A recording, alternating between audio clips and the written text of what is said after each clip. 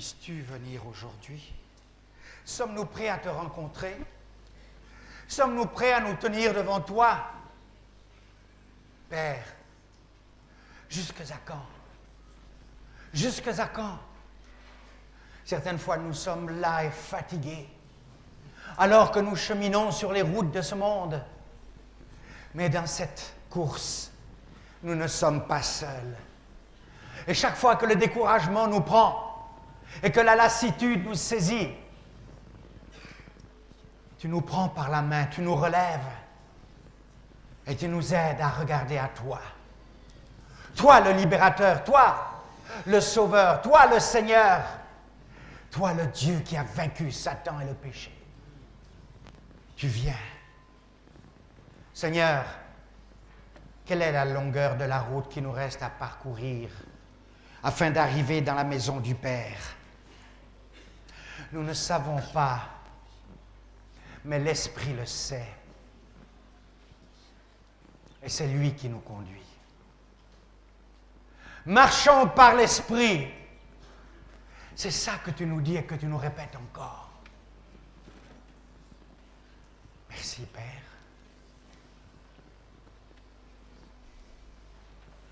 Nous relirons dans les Galates au chapitre 5 et au verset 16. Nous l'avons déjà lu la semaine passée.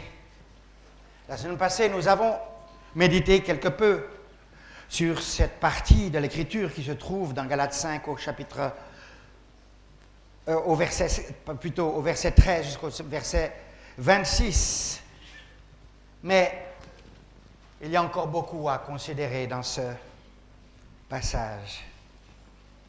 Particulièrement ce verset 13. Je dis donc, marchez par l'Esprit et vous n'accomplirez point les désirs de la chair.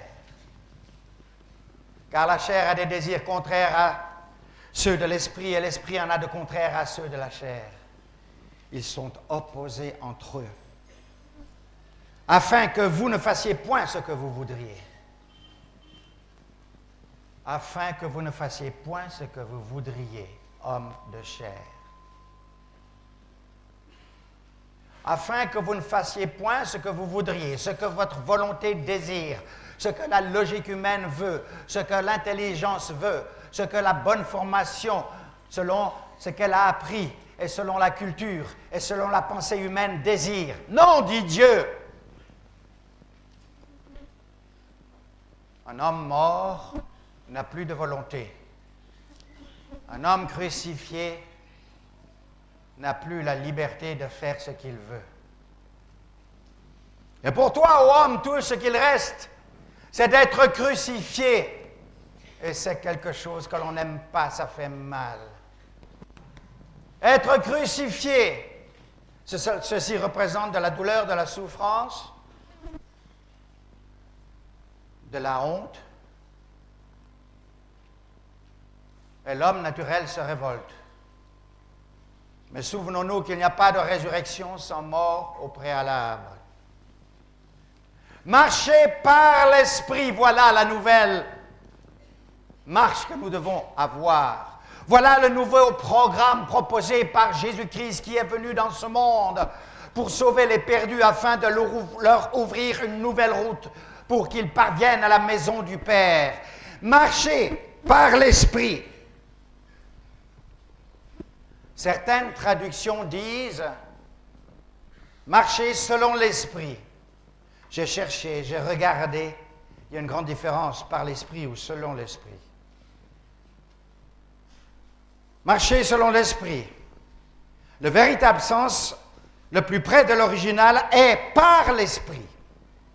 Il n'est pas dit non plus avec l'Esprit. Marcher avec l'Esprit. Il n'est pas dit non plus marcher dans l'Esprit. Et ceci est important, et chaque mot de la parole de Dieu a leur importance. C'est la raison pour laquelle ceux qui veulent approfondir la parole de Dieu, ils cherchent toujours à connaître le sens dans l'original. Ils apprennent l'hébreu, ils apprennent le grec, ce sont des grosses têtes, ils apprennent bien. Mais aujourd'hui, même si vous n'avez pas l'hébreu et le grec, vous trouvez des ouvrages qui vous donnent la traduction exacte. Et ça aide ceux qui n'ont pas autant étudié. Il y en a beaucoup qui étudient beaucoup et ça ne sert à rien du tout. Mais la meilleure leçon, c'est celle qui vient du Saint-Esprit. Et c'est le cœur assoiffé. Le cœur assoiffé et qui désire connaître Dieu par son esprit, lui fera connaître ce que la chair ne peut connaître. Saisir ce que la chair ne saisit point. Afin de connaître, de saisir la pensée de l'esprit. C'est lui qui nous fait marcher. Marcher par l'esprit. Pourquoi? Parce que c'est lui, c'est l'esprit qui nous fait marcher. Autrement dit, c'est l'esprit qui nous conduit. C'est l'esprit qui nous dirige. C'est l'esprit qui nous inspire. C'est par lui que nous sommes inspirés. C'est par lui que nous prêchons la parole, que nous devrions toujours prêcher la parole. C'est par lui que nous devrions avancer dans telle direction ou telle autre. C'est par lui que nous devrions exercer notre métier professionnel sur cette terre afin de le glorifier, même dans ce que nous faisons, dans le milieu où nous nous trouvons, pour montrer aux autres qu'il y a une différence entre les enfants des ténèbres et les enfants de la lumière. Marcher par l'Esprit. Ce n'est pas selon l'Esprit, mais par l'Esprit.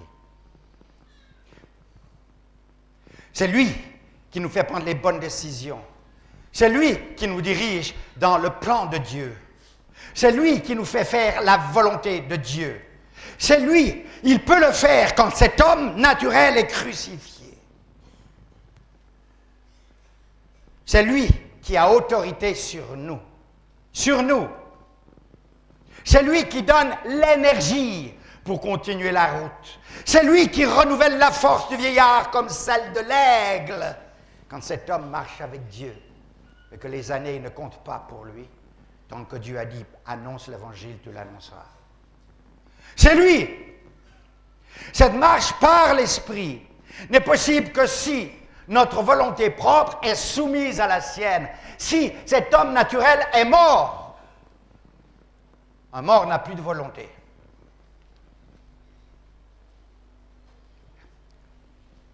Soumis à sa volonté.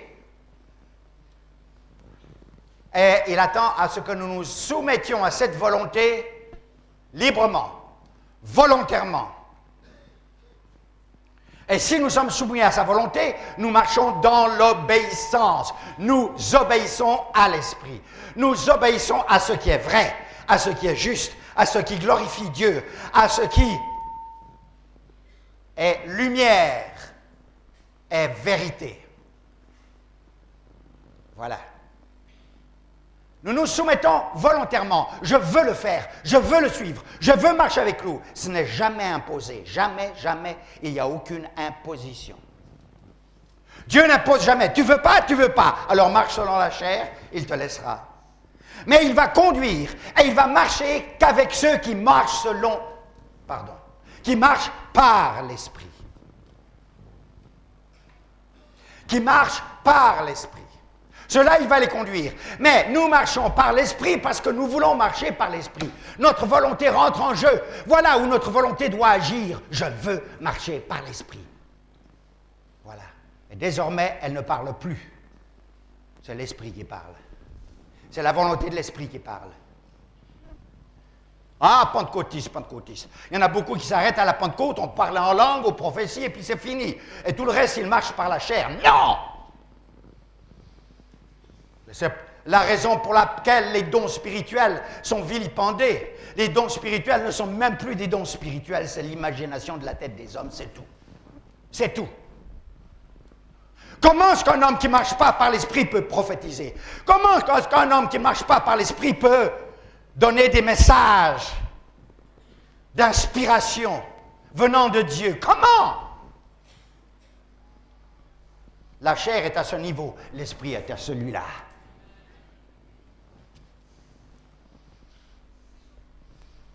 Ce dont il est question avec les dons spirituels, avec tous les dons spirituels, il est question là d'une action du Saint-Esprit, d'une action qui vient d'en haut et non pas d'en bas.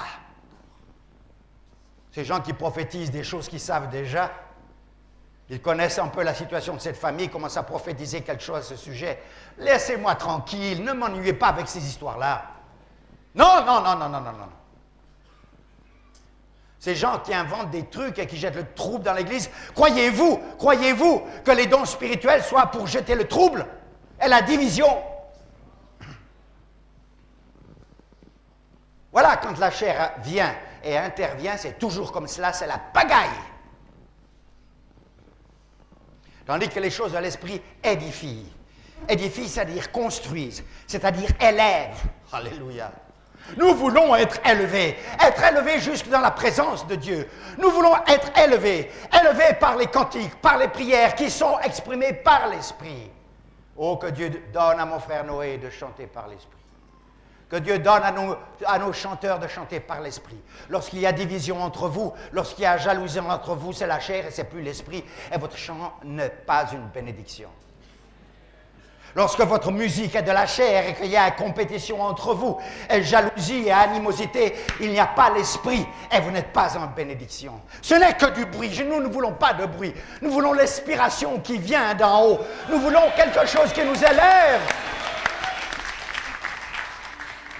Quelque chose qui élève notre âme, quelque chose qui nous édifie, quelque chose qui nous fait du bien. Et ce quelque chose, c'est lorsque nous marcherons par l'Esprit. En nous y soumettant librement par choix. Il n'est pas un dictateur, il propose et nous choisissons.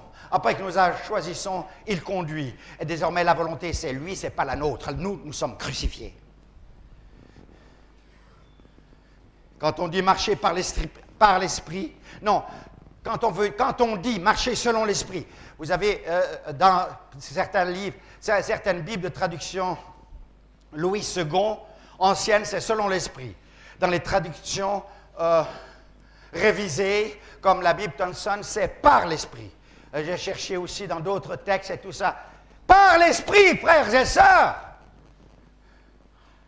Autrement dit, sans l'esprit, c'est impossible de marcher.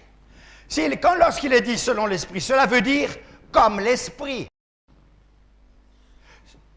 Ce qui fait appel à la capacité humaine. Ce qui fait appel à l'habilité humaine, comme l'esprit, c'est-à-dire imiter, pour imiter. L'esprit, si je dis que je marche par l'esprit, autrement dit, je dois imiter l'esprit, faire comme lui. Impossible, impossible. Comment puis-je imiter l'esprit? Comment puis-je imiter une marche spirituelle, moi charnel? Impossible. Et même si par l'esprit je deviens un homme spirituel, plutôt à Dieu que je sois un homme spirituel, je peux devenir spirituel qu'en marchant par l'esprit, car l'esprit, lui, me rendra spirituel. Mais ce n'est pas en imitant, en faisant comme, que j'arriverai. Quand il est dit par l'Esprit, le Saint-Esprit, c'est lui qui nous fait marcher. Je dis, Seigneur, Seigneur, Seigneur, je ne suis pas capable. Je ne suis pas capable. Fais-moi marcher. Fais-moi marcher. Prends-moi par la main, conduis-moi. Conduis-moi, Seigneur. C'est par toi seul que je peux marcher. Et il nous donne la capacité de marcher avec Dieu. Ce que l'homme naturel ne peut faire. Là, nous entrons dans le surnaturel. Voilà la dimension du véritable enfant de Dieu. Le véritable enfant de Dieu, il rentre dans le surnaturel, au-dessus du naturel. Voilà ce que ça veut dire, au-dessus du naturel. Ce n'est pas une marche naturelle, ce n'est pas une marche qui est le fruit de la volonté humaine ou des efforts humains. Ce n'est pas une marche qui est le fruit de nos capacités naturelles ou acquises. Non! C'est une marche surnaturelle. Nous rentrons dans le domaine surnaturel. Le Saint-Esprit est un esprit surnaturel. C'est l'Esprit de Dieu. L'Esprit de Dieu est surnaturel. Et s'il est en nous, et si nous marchons par lui, nous devenons des hommes et des femmes surnaturels, au-dessus du naturel.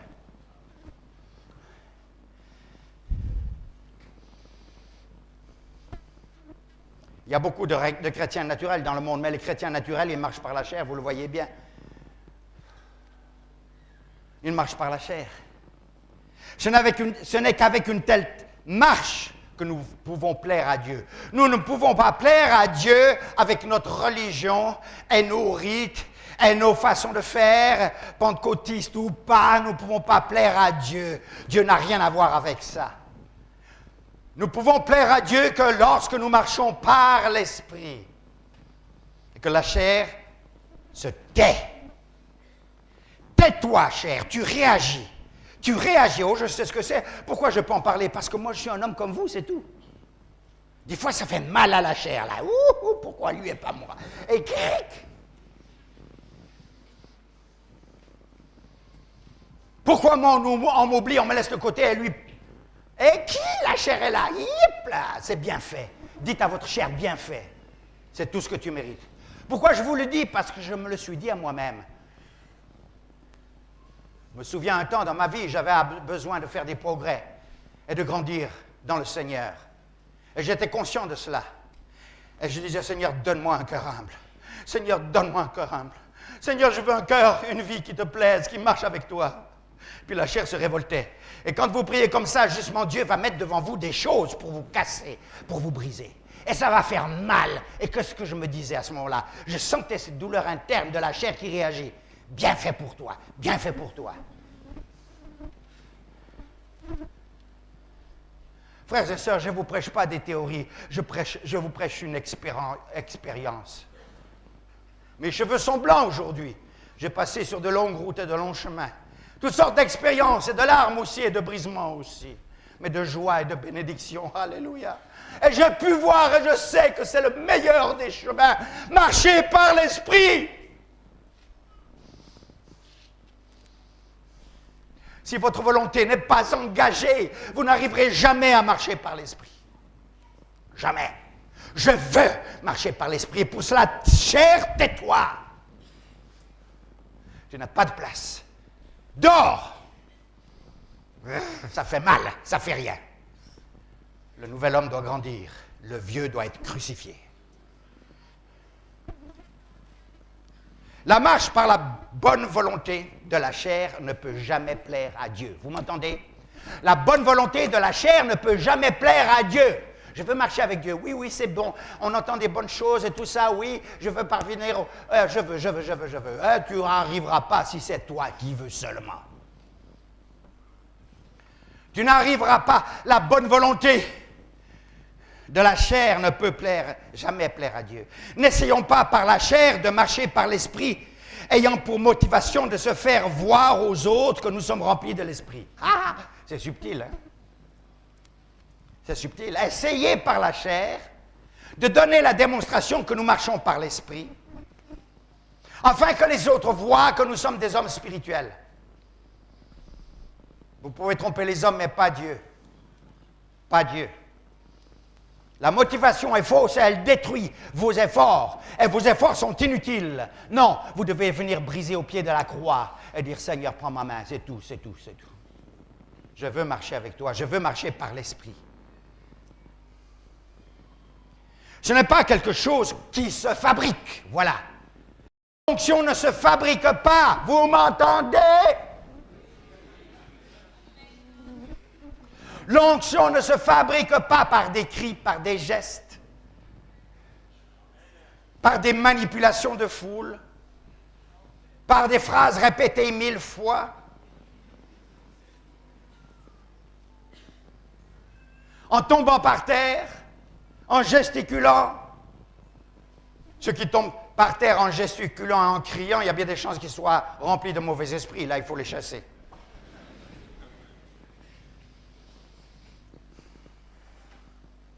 Si Dieu nous jette par terre, il nous jette la face contre terre.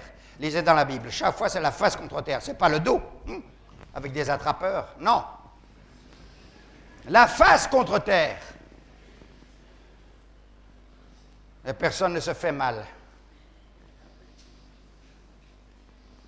Si Dieu désire nous faire tomber par terre, s'il veut me faire tomber par terre, peut-être qu'un jour je tomberai par terre, paf, sur ma face ici, et vous le regarderez. Qui va continuer la réunion? Mais je crois que quand une telle chose va arriver, vous risquez de tomber par terre vous aussi. Non pas parce que quelqu'un vous l'a dit de le faire, mais la puissance de Dieu, la puissance de l'Esprit, la puissance, la puissance, la puissance, la puissance de l'Esprit. Oh Dieu! Une onction vraie, une onction puissante, une onction qui secoue, une onction qui fait qu'il n'y a plus de place pour le péché, plus de place, plus de place, plus de place. Chassé.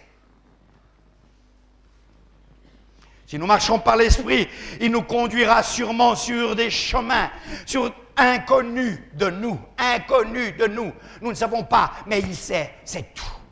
Je sais que je suis avec toi et je sais que tu es avec moi. Mais ce sont des chemins, croyez-moi, qui mènent à la maison du Père. Le Saint-Esprit a été envoyé par le Père pour accomplir une tâche, une seule et unique tâche en faveur des siens. Son but est de nous amener à la maison du Père. Et en nous amenant à la maison du Père, il cherche à amener beaucoup d'autres. Une grande colonne. Il va pour cela nous conduire par des chemins qui aboutiront à la maison du Père. Il connaît la route, il connaît le chemin, mais nous ne le connaissons pas. Nous devons nous laisser conduire. Si nous ne comprenons pas la mission du Saint-Esprit autour de nous, dans le monde, sur la terre, dans son Église, si nous ne comprenons pas sa mission, nous risquons de nous contenter d'une faible part de ce qu'il y a à nous donner. Une faible part. Le Saint-Esprit est venu pour habiter en nous. L'Esprit de Dieu habiter en moi, chose impossible, et pourtant chose vraie. Il sera en vous, c'est ce qu'a dit Jésus. Et il sera en nous pour nous sanctifier, premièrement, pour nous rendre saints, nous donner de la puissance, nous donner de l'assurance, nous donner de la force pour combattre contre le diable et contre les démons et les puissances de péché et les puissances mauvaises. Un homme de chair, simple, homme de chair, peut-il se tenir devant Satan et ses démons? Le plus petit démon est bien plus fort que nous tous. Il est envoyé pour préparer une épouse pour le mariage, le grand jour du mariage. Voilà la raison.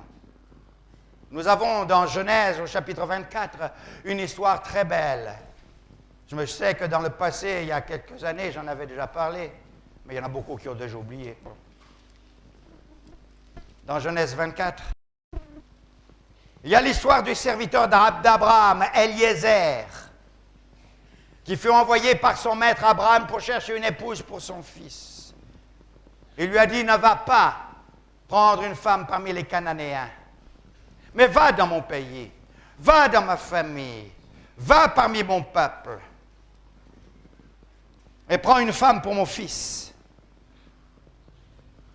Et la Bible nous parle du chemin et comment cet homme qui craint Dieu a cherché le conseil de Dieu et des signes venant de Dieu pour trouver celle que Dieu destinait au fils de son maître. Et ce fut Rebecca. Elle est la fille de Bethuel, fils de Milca et de Nahor, frère d'Abraham. Oh, il y a une grande distance entre ces deux familles. Depuis que Dieu a envoyé Abraham et qu'il a suivi le chemin que Dieu lui a prescrit. Mais là aussi, pourquoi? Pourquoi a-t-il quitté sa famille? Pourquoi a-t-il quitté son pays? Pourquoi a-t-il quitté son peuple? Pourquoi? Eh bien, tout simplement parce qu'il est conduit par l'Esprit. Voilà. Parce qu'il marche avec Dieu. Et certaines fois, Dieu nous sépare de nos familles, nous sépare de nos tribus, nous sépare de notre pays, nous envoie loin. Pourquoi? Parce qu'il veut faire quelque chose de spécial avec nous. Quelque chose qui sera à sa gloire. Lorsque nous restons dans notre milieu, dans notre culture, nous sommes toujours entraînés, tiraillés par le petit frère, le grand frère, l'oncle, le noco, le je ne sais pas quoi encore. Par la culture, par les obligations, par ceci, par cela. Et certaines fois, Dieu dit, non, j'ai un héritage pour toi. Quitte ton pays. Un héritage pour toi. Quitte ton pays. Et si tu quittes ton pays, c'est pour faire quelque chose. Ce n'est pas seulement pour gagner plus d'argent. Et si tu gagnes plus d'argent, pourquoi ne penses-tu pas à ton église au Congo? Pourquoi n'envoies-tu pas tes dîmes ou de temps en temps tes offrandes ou quelque chose pour soutenir ton église au Congo? Ah, je pleure à tous ces Congolais de notre église qui sont partis à l'étranger. Jamais, jamais rien de leur part. Ils n'ont pas coupé avec la famille. Tout s'en va à la famille, mais rien pour la famille de Dieu et rien pour gagner les âmes à Christ. Et ça, je le dénonce. Si vous partez, n'oubliez pas votre pays.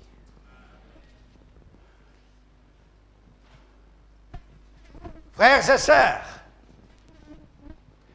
Dieu l'a séparé, Dieu l'a envoyé. Pourquoi? Il y a une promesse pour lui. Il y a une tâche pour lui, il y a un ministère pour lui. Voilà. Va chercher une épouse pour mon fils. Dieu n'aime pas les mélanges. Non.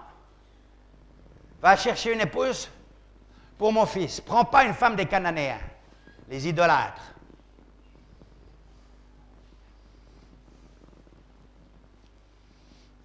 Et il est parti. Il est entré dans cette famille. Dieu l'a conduit dans cette famille où il y avait Rebecca, Bethuel. Eliezer, il est le type du Saint-Esprit. Eliezer veut dire puissant aide divin. Alléluia. Puissant aide divin. Va là-bas, au-delà, chercher une épouse pour mon fils. C'est ce qu'il a dit à l'Esprit. Lorsqu'il a dit, je ne vous laisserai pas orphelin, mais je vous enverrai le consolateur, l'Esprit de vérité. Afin que là où je suis, vous y soyez aussi. C'est lui qui vous fera parvenir dans ma maison. C'est lui qui vous amènera le long du chemin. Voilà.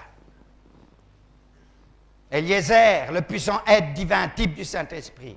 Il est venu pour chercher une épouse pour Isaac. Il lui a fait des dons. Il lui a donné des boucles d'oreilles, des bracelets en or, des richesses. Et il est parti. Il est parti avec ses chameaux, avec tout cela, ses serviteurs, ses servantes. La route est longue. Combien de jours? Aujourd'hui, on fait ça en quelques heures, peut-être, avec un avion, un jet. Mais là, c'est au pas des chameaux, avec tous les dangers de la route et les brigands que l'on peut rencontrer. Je suis sûr qu'ils étaient armés également. La route est longue. De même, le Saint-Esprit ne manquera pas de ramener une épouse pure et sans tache au divin époux. Il est bien dit, cette fille Rebecca était une fille vierge, moralement pure. Voilà la seule condition, voilà une des conditions que Dieu exige. Moralement pure, pure physiquement, pure intellectuellement, pure moralement, pure spirituellement. Elle n'est pas sortie d'une maison d'idolâtres. Voilà l'épouse qu'il veut avoir. Oh, bien sûr, aucun d'entre nous, nous pouvons rentrer dans cette catégorie-là, pollués que nous sommes dans le monde tel qu'il est aujourd'hui. Mais c'est pourquoi Jésus est mort sur la croix. C'est pourquoi il a donné sa vie, afin de nous rendre purs. Et désormais, à cause de Jésus, par son sacrifice, lorsque nous avons connu la repentance, que nous sommes revenus à lui, venus à lui, alors il nous purifie et nous voit comme vierges, spirituellement, physiquement, moralement, sur tous les plans. Renouvelé, changé, nouvelle créature. Les choses anciennes sont passées, toutes choses sont devenues nouvelles.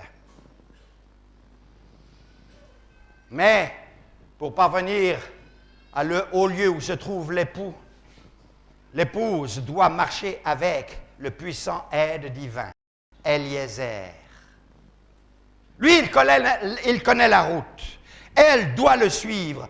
Elle doit marcher avec lui pour enfin arriver au but, à la maison du Père. La volonté propre doit être laissée de côté. La chair avec ses désirs n'a pas de place là. Il n'y a place que pour l'obéissance, c'est-à-dire marcher. Ce n'est pas Rebecca qui conduit. Ce n'est pas Rebecca qui connaît le chemin. Rebecca n'a pas le droit de dire « Oh, regarde là-bas, il y a un oasis. On pourra aller dans cette oasis et se reposer. » Eliezer, non. Il ne veut même pas passer par ce oasis. Parce que ça sera un grand crochet. Parce que là, on risque de rencontrer des brigands. Parce que ce n'est pas la route bonne à suivre. Rebecca, tu n'as pas le droit de vouloir aller là-bas parce qu'apparemment c'est beau. C'est agréable. C'est plus frais. Et quoi encore? Oui, il faut traverser le désert. Et le désert, c'est pénible. Il y a la soif, il y a la chaleur, et quoi encore? Et pourtant, si Dieu veut que tu passes par le désert, tu passeras par le désert. Car tu n'es pas seul, tu marches par l'Esprit. Il faut de l'effort, il faut de l'endurance, il faut de la volonté, il faut suivre le puissant aide divin. Il connaît la direction. Il sait quand il faut marcher, il sait quand il faut s'arrêter et se reposer. Ce n'est pas la chair qui décide, mais c'est l'esprit. Ce n'est pas la volonté de la chair, je veux que. Laisse ce je veux de côté. Dieu a choisi à travers Eliezer, Rebecca, pour la présenter comme épouse à Isaac. De même pour nous, le puissant aide divin, le Saint-Esprit, cherche et appelle, prépare et orne avec des dons qu'il a apportés, l'épouse qui est destinée au Fils, qu'il va bientôt présenter dans la maison du Père. Le jour vient. Le Saint-Esprit nous conduit à Christ. Nous ne savons pas où il nous faut aller, mais lui, il sait. Nous ne connaissons pas le chemin, mais lui, il sait. Alors marchons. Où est la maison du Père? Nous ne pouvons savoir. Dans le ciel, la gloire, l'éternité, il y a des mots. Mais où est-ce que ça se trouve? Non, que la chair ne nous détourne pas. Nous ne savons pas mieux. Il sait mieux. Marcher par l'esprit, c'est marcher aussi par la foi. Marcher par la foi. Il est impossible de marcher par l'esprit et de ne pas marcher par la foi. La foi demande confiance, la confiance dans l'esprit. La confiance qu'il sait mieux, qu'il connaît mieux le chemin et la route. Nous croyons qu'il nous conduit à chaque pas. Nous devons croire qu'avec lui, il n'y a rien à craindre et qu'il ne se trompe pas. Il fait les décisions et nous le suivons. Décisions qui souvent ne plaisent pas à la chair. Car la chair a des désirs contraires à ceux de l'esprit, et l'esprit en a de contraires à ceux de la chair, et ils sont opposés entre eux afin que vous ne fassiez pas ce que vous désirez. L'esprit ne veut pas que nous fassions ce que nous voulons. Nous l'avons déjà dit et je le répète car c'est quelque chose que nous devons apprendre. Ce que nous voulons, selon l'homme naturel, selon la logique humaine de l'homme bien pensant, capable, formé, éduqué. Autant les cieux sont élevés de la terre, nous dit Ésaïe 55, 9. Autant les cieux sont élevés au-dessus de la terre, autant mes voix sont élevées au-dessus de vos voix et mes pensées au-dessus de vos pensées. Pour avoir les pensées de Dieu, il faut l'esprit. Et l'esprit nous donnera les pensées de Dieu. Ce n'est pas les pensées de la chair, de l'éducation, de la connaissance naturelle de l'homme naturel aussi bon soit-il. Non! Il faut s'élever au-dessus de l'homme naturel. Il faut devenir un homme spirituel, car l'homme naturel n'est pas spirituel. Il n'est pas spirituel. L'homme naturel ne peut comprendre les voies de Dieu. Il faut devenir spirituel pour les comprendre. Et c'est ça le conflit. Et toujours les conflits qu'il y a dans l'Église entre l'homme naturel et l'homme spirituel. Argumentation, discussion. On passe du temps pour rien, pour discuter des choses qui sont très simples dans la pensée de l'esprit, mais qui ne sont pas logiques dans la pensée spirituelle. À l'homme naturel, ça semble logique. À l'homme spirituel, c'est illogique. Et ce n'est pas la pensée de Dieu. Et voilà le conflit qui éclate. Car il y a incompatibilité entre l'esprit et la chair. Ils sont opposés entre eux. C'est soit l'esprit, c'est soit la chair, ce n'est pas les deux. La vie de l'un fait la mort de l'autre. Si nous marchons par la foi, nous marchons par l'esprit. Et si nous ne marchons pas par la chair, que la chair est crucifiée et morte, nous serons alors conduits par l'esprit, remplis de l'esprit. Ne vous enivrez pas de vin, c'est de la débauche, soyez au contraire remplis de l'esprit. C'est ce que nous dit la parole dans Éphésiens chapitre 5, verset 18. En ordre, soyez, ne soyez pas, mais soyez. Beaucoup de gens ne sont jamais remplis de vin, ils ne boiraient jamais de vin, ni de bière, ni aucune boisson alcoolisée, et ils sont chrétiens, ils disent « moi je ne bois pas ». C'est bien, tu as raison. Mais ils sont remplis du monde. Remplis de l'esprit du monde. Le vin, là, est l'image du monde. Ne soyez pas remplis du monde. Quand vous êtes remplis de vin, les gens qui sont remplis de vin, ils sont là, ils marchent comme ça, ils ne savent même pas comment il faut. Ils ne reconnaissent rien, ils tombent par terre, ils se relèvent, on leur donne des coups, ils ne sentent rien. Et si un homme comme ça prend le volant d'une voiture, il va rouler à toute vitesse, à gauche, à droite, n'importe comment. Insensé, fou, voilà. Voilà l'état d'un homme rempli du monde. Je suis chrétien, mais il est un chrétien charnel rempli du monde. Pour lui, c'est l'argent, c'est la gloire, c'est les choses vanité, la vanité du monde, c'est ceci, c'est cela, c'est les femmes, c'est les hommes, coureurs immoral. Et pourtant, il est à l'église. Et pourtant, il se fait passer pour un bon chrétien. Rempli de l'esprit du monde. Quand on est rempli de l'esprit du monde, on devient comme un homme ivre, aveugle, inconstant, dangereux. Quand on marche selon la chair, on est rempli du monde. Ne soyez pas remplis du monde, soyez au contraire remplis de l'esprit. Or, les œuvres de la chair sont manifestes, nous est-il dit. Est-il besoin d'en parler?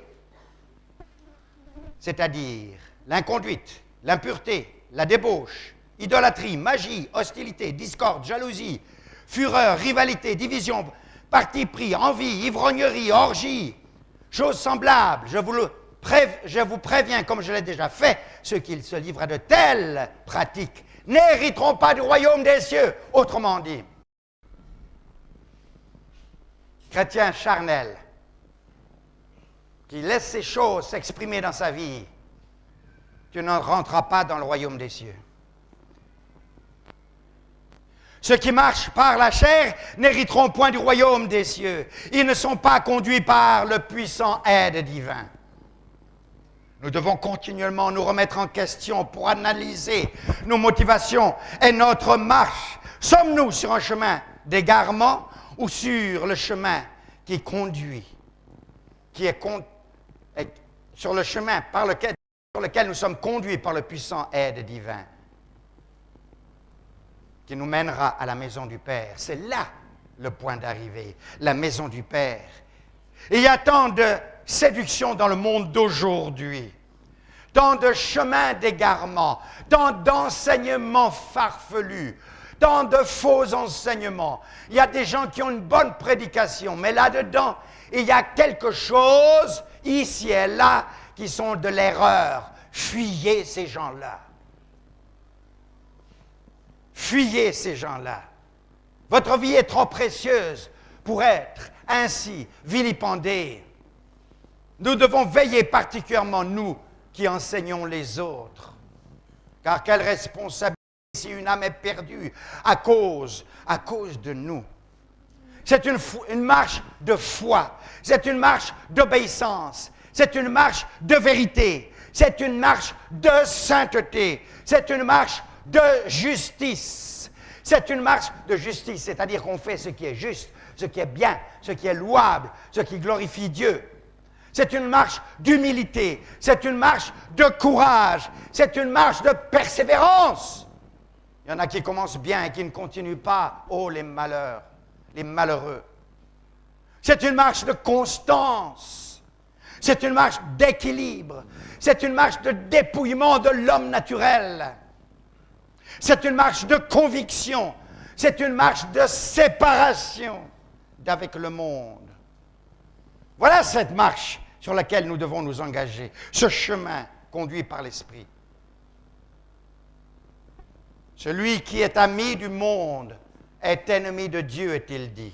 Être ami du monde, c'est marcher par la chair. Et quand on marche par la chair, on devient ennemi de Dieu. Nous allons dire dans nos prières, « Oh Seigneur, nous t'aimons. Oh Seigneur, je t'aime. Oh Seigneur, je t'aime. » Ok. Mais quelles sont tes œuvres? Non, tu es un menteur. Tu es un ennemi. Pour être rempli de l'Esprit, il faut d'abord être vidé. Ah oui. Si j'ai un verre ici sur la table rempli à ras-bord d'eau sale,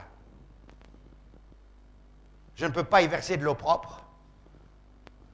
L'eau propre va être polluée par l'eau sale. Que faut-il faire d'abord? Vider ce verre. Et ensuite, y verser de l'eau propre. Comment est-ce que Dieu peut nous remplir de l'Esprit si nous ne sommes pas d'abord vidés? C'est la raison pour laquelle il est dit, confessez vos péchés les uns aux autres. Si vous confessez vos péchés, il est fidèle et juste pour vous pardonner vos péchés et vous purifier de toute iniquité. Alléluia. Nous avons besoin, Seigneur, d'être purifiés. Nous avons besoin d'être lavés. Nous avons besoin, Seigneur, d'être rendus capables de marcher par l'Esprit. Car n'oublions pas que l'Esprit est saint. Et il ne va pas donner la main à un idolâtre. Il ne va pas donner la main à un adultère. Il ne va pas donner la main à un féticheur.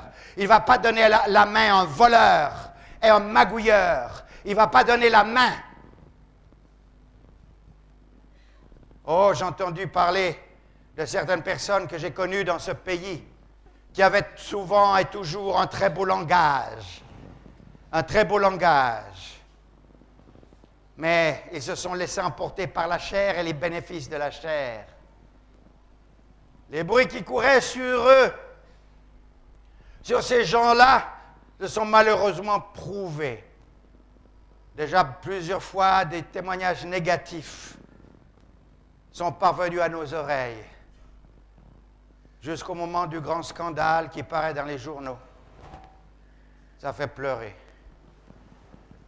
Ce n'est pas qu'il n'y ait pas la connaissance, non, mais on est au niveau de la chair. On parle de l'esprit, d'accord, mais on reste au niveau de la chair. On ne s'élève pas au niveau de Dieu. De telles choses sont des scandales dans la maison de Dieu. Frères et sœurs, ne soyez pas comme cela, mais marchez par l'Esprit, conduits par l'Esprit. Et cette marche, c'est une marche d'obéissance. D'obéissance. Il faut d'abord être vidé. Quand on n'est pas vidé, on peut parler de belles choses par la connaissance intellectuelle, parce qu'on a lu la Bible, on l'a étudiée, parce qu'une fois on a marché véritablement, on était sincère, et l'Esprit nous a éclairés. Mais voilà, les saletés sont venues, et on les a laissées, ces saletés. Et désormais, ce qu'on disait était bon, oui, c'est vrai, mais non pas suivi par une vie qui correspond. Jusqu'au moment où ces choses se révèlent et sont un grand scandale pour les autres. Quelle responsabilité! Être ami du monde, c'est être ennemi de Dieu. Voilà. Pour être rempli de l'Esprit, il faut être vidé, puis rempli. Baissons la tête.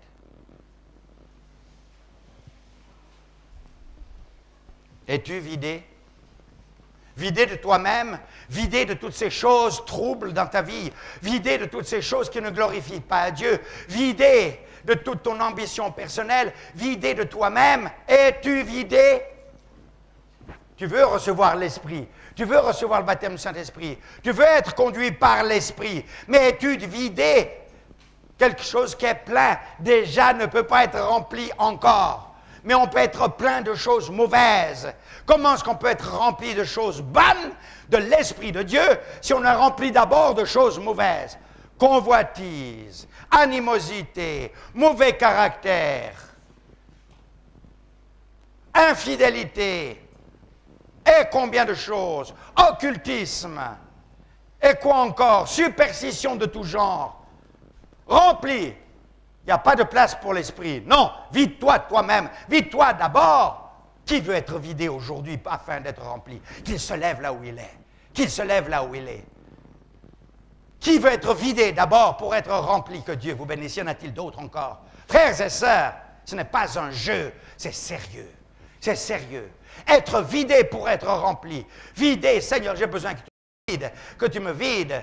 Mais il ne faut pas que la maison reste vide, propre et nettoyée. Seigneur, il faut que l'Esprit vienne habiter en moi. Car lorsque l'Esprit mauvais est sorti d'un homme, il s'en va dans les lieux déserts et ne trouve point de repos. Lorsqu'il revient, il retrouve sa maison propre, rangée, mais vide. Alors il va chercher d'autres esprits, plus mauvais que lui. Et ils viennent ensemble et ils s'installent dans cette maison. Et la condition de cet homme est pire que la première. Il ne faut pas que cette maison reste vide. Il faut qu'elle soit remplie de l'Esprit. Oh Jésus! Jésus, tu vois ces hommes et ces femmes qui se sont levés maintenant. Je te prie, mon Dieu, je te prie de les toucher dans leur âme, leur esprit, de les toucher, Seigneur, et que chacun d'eux soit vidé. Vidés d'eux-mêmes, vidés de leur nature, vidés de leurs ambitions personnelles, vidés, Seigneur, afin que toi, tu puisses les remplir. Donne-leur le courage.